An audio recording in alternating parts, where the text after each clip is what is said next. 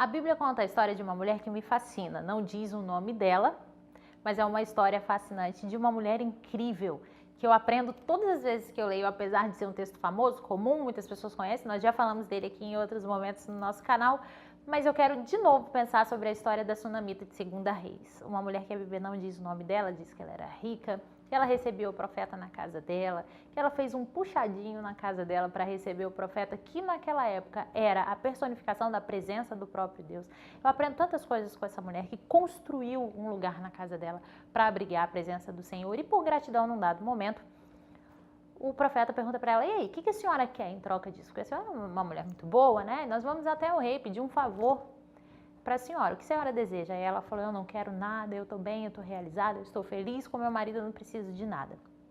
A verdade é que no mundo espiritual, essa mulher fez um plantio. Ela poderia sim pedir alguma coisa. E quantas vezes nós ficamos nessa situação? Às vezes a nossa vida está tão estável, está tão bem, a gente faz o nosso plantio, mas na hora da nossa colheita diz, Senhor, o que vier é bênção, o que o Senhor me acrescentar é bênção, porque está tudo tão estável na minha vida, que o Senhor me acrescentar é bênção. Às vezes são tantos os pedidos que se o profeta chegasse para a gente, ou se o próprio Deus chegasse para a gente e dissesse assim, ei, o que você quer? Você... Eu nem sei, é tanta coisa que eu tinha para pedir que eu não sei por onde eu começo. Deixa eu abrir minha lista aqui, Senhor. É fato, essas duas situações são reais, são fato porque a nossa vida é cíclica aqui nesse mundo louco que a gente vive. Mas uma coisa me fascina na história dessa mulher, é que quando ela pôde fazer o plantio, ela plantou o que ela tinha. E quando ela precisou colher, e quando o tempo de colheita dela chegou, onde ela havia perdido tudo, ela já tinha recebido um grande milagre da parte de Deus, que foi a ressurreição do filho, mas ela teve que ir embora, largar as terras dela para trás, as propriedades para trás, e de repente, quando ela volta, o moço do profeta está contando para o rei a história dela, aquela coisa maluca, ela chega na hora, o cara fala, olha, era dessa mulher que eu estava falando, rei, era do milagre dela que eu estava contando, e o rei manda restituir essa mulher. Eu entendo que no mundo espiritual a gente planta o que a gente tem, mas a verdade é que a gente colhe o que a gente precisa.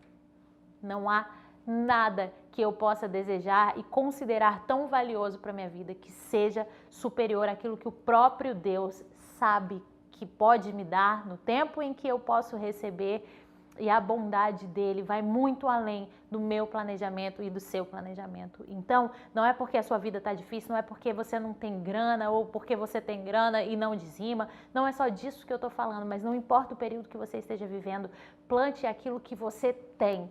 Plante com o seu talento, plante com o seu sorriso, plante com o seu amor, plante com a sua subserviência à obra do Senhor, plante o que você tem e certamente a colheita virá diante daquilo que você precisa, porque Deus é o seu Pai. Deus é o Deus que te conhece melhor do que você mesmo. Ele já te conhecia antes que você fosse matéria no ventre da sua mãe. Então, o seu plantio nunca será em vão, mas plante sabendo que você não pode manipular a Deus no mundo espiritual. Você planta o que você tem e você colhe o que você precisa. E a minha oração é para que a minha colheita e a sua colheita seja de fato aquilo que nós precisamos e não o fruto da nossa vaidade, não o fruto da nossa consciência do que é melhor para a gente, porque Deus sabe o que é melhor. Não deixe de plantar, porque você vai colher no tempo certo aquilo que você precisa. Pode não ser o que você deseja para aquele momento, mas certamente será o que você precisa. Que Deus nos abençoe.